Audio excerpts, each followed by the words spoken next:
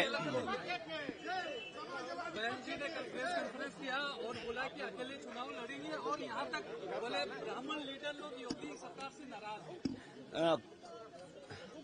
मैं पिछली बार जब आया था भगवान जगन्नाथ जी के दर्शन करके और उसके बाद यहाँ बाई इलेक्शन में भी मैं पहुंचा था, तो अगर हम ये माने साल के 365 दिन, तो मैं तीसरी बार मुझे आने का मौका मिला है।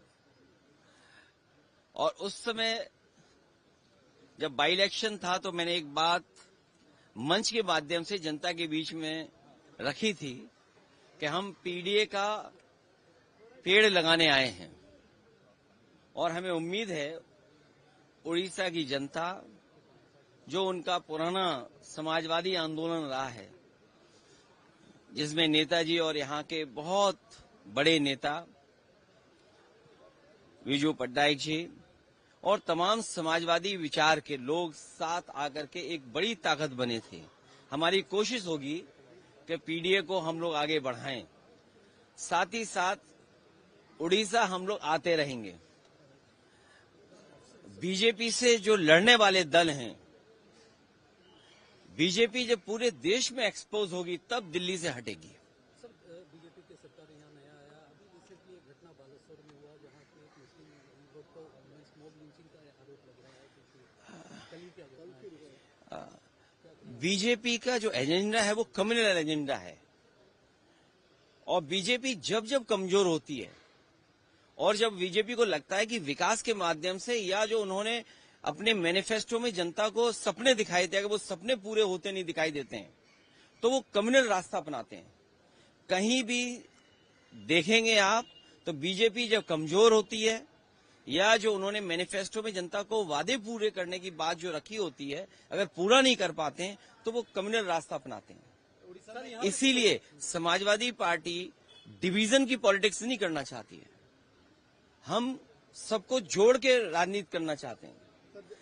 यही विजन जो कार्यक्रम जगह जगह कर रहे हैं, डिवीजन की पॉलिटिक्स खत्म हो, लोगों को जोड़ के एक साथ चलने की पॉलिटिक्स हो। बीजेपी सरकार बनेगा, जो सालों से राज था वो हटेगा। बीजेपी से सीखने को भी बहुत कुछ है।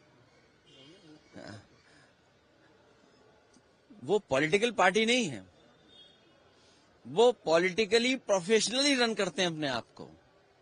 और जो नया जमाना है डाटा चोरी का, कभी सोचा था आपने 5 साल पहले, 3 साल पहले कि इलेक्शन होने जा रहा हो, कोई पॉलिटिकल पार्टी अपनी एजेंसियां लगाए और डाटा चोरी करने के लिए जाएं?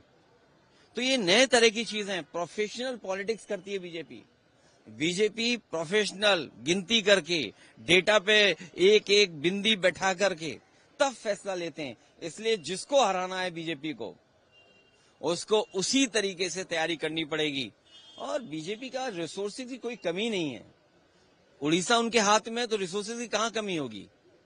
जो जिस स्टेट पर भंडार हो नेचुरल रिसोर्सेज का, और वो जनता के लिए आए, गरीब जनता के लिए रिसोर्सेज इस्तेमाल हो। लेकिन बीजेपी अपने आप को मजबूत करने के लिए रिसोर्सेज यूज करती है।